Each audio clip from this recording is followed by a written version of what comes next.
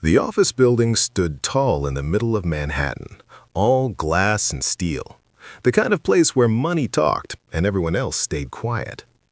Marcus Hale owned the top 3 floors. He was the kind of billionaire who wore his wealth like armor, custom suits, Italian shoes, a watch that cost more than most people's cars. Everyone in the building knew his name. Everyone feared it. He had built his empire from nothing, or so he told people at every dinner party, every investor meeting, every chance he got. But the truth was simpler and uglier than that. Marcus Hale had always looked down on people who worked with their hands. He believed that the world was divided into 2 kinds of people, those who gave orders and those who cleaned up after them. Elena Sorokina arrived at the building every morning at 5:30. While Manhattan was still dark and the streets were quiet, she was already inside, pushing her cart through the marble lobby, wiping down the elevator panels, scrubbing the executive bathrooms until they shone like mirrors. She was 53 years old, originally from St. Petersburg, Russia, and she had come to America 18 years ago with 2 suitcases and a daughter named Katya. Back in Russia, Elena had been a literature professor at a prestigious university. She had published papers, taught thousands of students, and spoken at international conferences. But degrees from foreign countries do not always translate, and life in a new country does not always wait for you to catch up. So Elena cleaned offices. She did it without complaint, without bitterness, and with a quiet dignity that most people in that building were too busy to notice. Marcus first noticed Elena the way he noticed most cleaning staff. He didn't.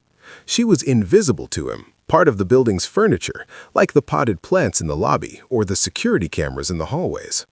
But one Tuesday morning, everything changed.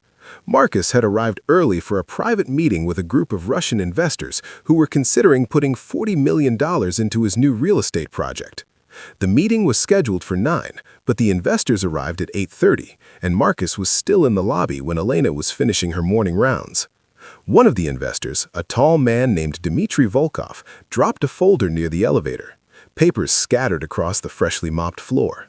Elena immediately bent down and began gathering them carefully, organizing them neatly before handing them back with a warm smile and saying something softly in perfect fluent Russian. Dmitry's eyes widened. He responded in Russian, clearly surprised and delighted. Elena laughed gently and replied again, her accent flawless, her words flowing like water. The 2 of them exchanged a few sentences, and Dmitry turned to his colleagues with an expression of pure amazement, speaking rapidly to them. They all looked at Elena with new eyes. Marcus stood to the side, watching this unfold with growing discomfort. He did not speak Russian. He had never bothered to learn even a single word, despite chasing Russian investment money for the past 2 years. And here was his building's cleaner, holding an effortless conversation that he could not even begin to follow. Something dark moved through Marcus in that moment. It was not admiration. It was not respect. It was something smaller and pettier. It was embarrassment. And embarrassment in powerful men has a way of turning into cruelty very quickly. He waited until the investors were escorted upstairs by his assistant. Then he turned to Elena, who had resumed her work, and he spoke loudly enough for the 2 security guards at the front desk to hear. He said that perhaps if she spent less time chatting with guests and more time doing the job she was actually paid for, the lobby floors would not look so dull. He said it with a smirk, the way people speak when they want to humiliate without technically saying anything that can be reported to HR.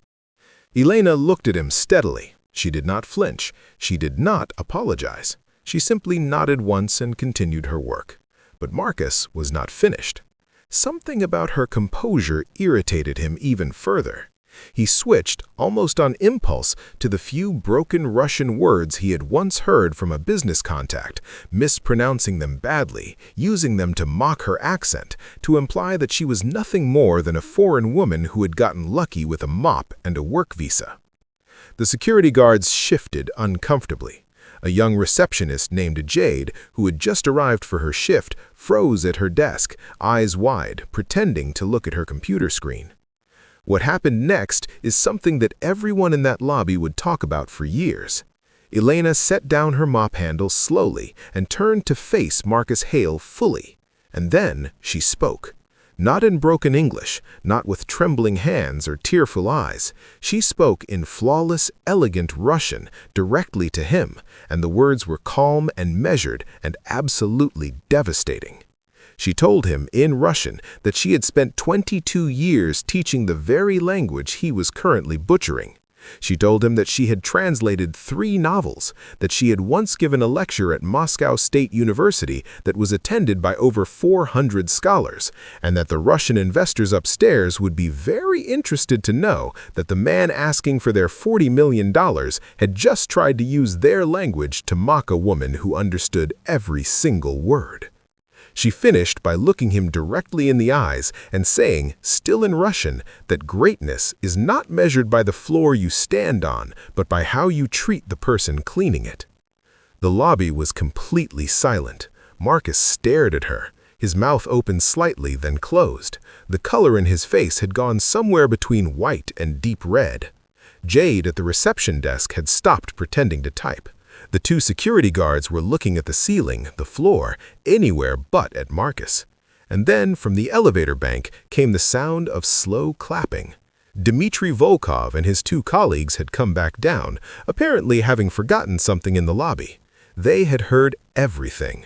Dmitry was smiling broadly, clapping with genuine appreciation, saying something in Russian that made the other investors laugh and nod.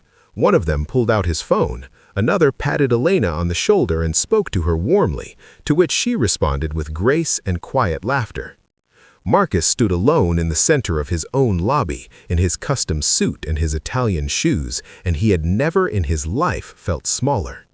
Dmitry walked over to him and said, in English this time so there would be no misunderstanding, that they would still attend the morning meeting, but he also said that they had a new condition. He wanted Elena Sorokina to be present in the room as a language consultant and cultural advisor for the duration of their negotiations. He said this not as a joke. He said it looking Marcus directly in the face, leaving no room for argument. The meeting lasted 3 hours. Elena sat at the conference table in her work uniform, her hands folded, and she translated with precision and warmth and a depth of cultural understanding that no hired interpreter could have matched in a single morning. The investors were comfortable in a way they had never been in previous meetings. The conversation flowed. The trust built naturally. By noon, Dmitry Volkov had signed a letter of intent for the full $40 million. As he left, he shook Elena's hand first, before Marcus's, and told her in Russian that America was lucky to have her. That afternoon, Marcus Hale sat in his office for a long time without making any calls. His assistant, who had heard the full story from Jade within 20 minutes of it happening, quietly left a single sheet of paper on his desk. It was Elena's employee file. Her educational background was listed, quietly and completely, in the second line. Ph.D. in Slavic Literature. Formerly Professor of Russian Language and Literature, St. Petersburg State University. Published author. International conference speaker. Marcus read it once, then again, then set it down. The next morning, Elena arrived at 5:30 as always. Her cart was in the lobby, her routine unchanged. But there was an envelope taped to her cart. Inside was a formal letter offering her a newly created position, cultural liaison and language consultant for international affairs, with a salary that made her daughter Katya cry when she heard it that evening over the phone. There was no apology note from Marcus inside the envelope. Men like him rarely write those, but Elena did not need one. She had already said everything that needed to be said in the most beautiful Russian anyone in that building had ever heard, at 5 feet 2 inches tall, in a yellow cleaning uniform, in a lobby that she had mopped so clean you could see your reflection in the floor. And every single person who witnessed that morning knew, without any doubt, that they had watched something rare. A person of true class revealing itself, quietly and completely, right there in the middle of Manhattan.